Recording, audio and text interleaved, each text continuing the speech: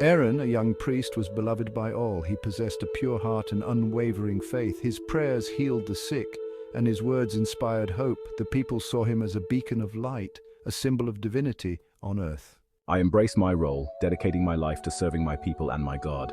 Life in the temple was peaceful and fulfilling. Aaron felt content, his purpose clear. He believed his path was set, a straight and righteous path illuminated by faith. But fate, it seemed, had other plans.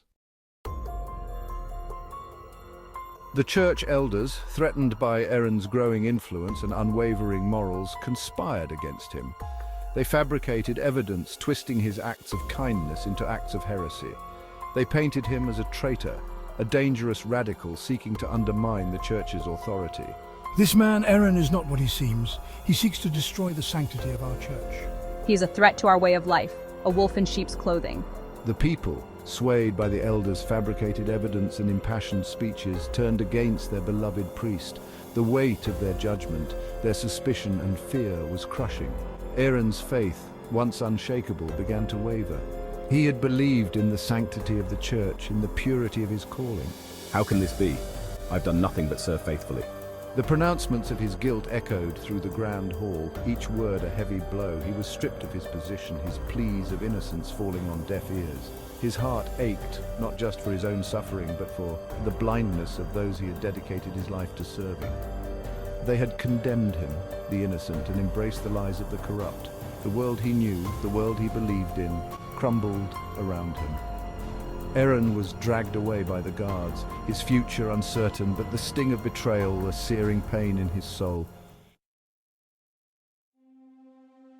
Imprisoned within the depths of the church dungeons, Aaron faced the crushing weight of despair. The cold, damp stone walls seemed to close in on him, mirroring the suffocating grip of his newfound reality. Gone was the warmth of the sun, the comforting rhythm of daily prayers, replaced by an all-consuming darkness. Days bled into nights, marked only by the meager meals delivered through a slot in the heavy iron door. I am a prisoner of my own faith, betrayed by the very institution I have dedicated my life to serving. Yet even in this abyss of despair, a flicker of defiance ignited within him. He clung to the memory of his past deeds, the lives he had touched, the hope he had inspired. These memories fueled his determination to prove his innocence, to expose the corruption that festered within the church's heart. He would not allow his spirit to be broken, his faith to be extinguished. I will rise from the ashes of betrayal, stronger and more resolute than before. This is my vow, whispered into the darkness, a promise to myself and to the God I still believe in. One day a tremor shook the prison, causing dust to rain down from the ceiling. It wasn't an earthquake, Aaron realized, but a presence, a power thrummed beneath the stone, ancient and immense. It called to him, resonating with the fading embers of his own strength. Guided by instinct, he pressed his hand against the cold stone floor. What is this power? It's calling to me. Energy surged, a raw power he'd never known he possessed. The forgotten texts, the whispered legends about the origins of his faith flooded his mind. The elders had buried this knowledge, fearing its potential. He wasn't just a priest. He was a descendant of ancient guardians, protectors of a power that predated the church itself.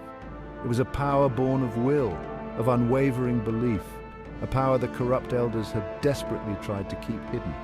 With each passing day, Aaron honed his newfound abilities, drawing on the raw energy that pulsed around him. I will not be a meek priest seeking forgiveness.